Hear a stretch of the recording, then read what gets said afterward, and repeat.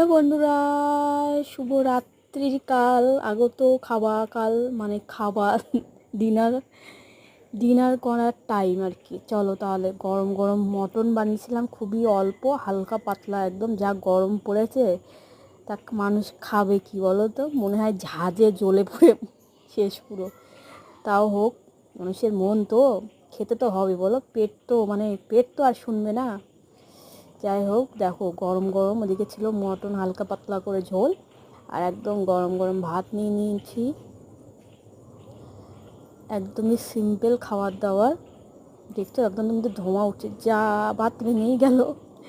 ভাবলাম একটু সুন্দর করে পরিবেশন করব, নিজের থালারকে নিজে একটু সাজিয়ে গুজিয়ে নেবো। কেউ যেহেতু দেওয়ার মতন, ঘরের বউদের দেওয়ার মতন সুন্দর করে সাজিয়ে গুছিয়ে দেওয়ার মতন কিন্তু কেউ হয় না।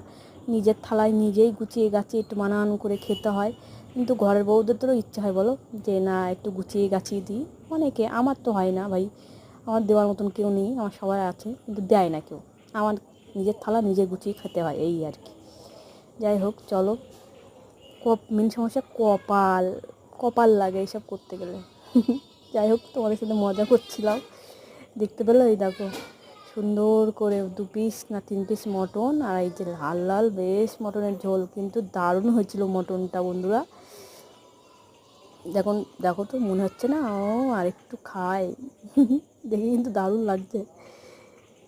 জাস্ট একটু লেবুর রস দিয়ে খেতে হবে, জাস্ট ওয়াও। টাটা বন্ধুরা।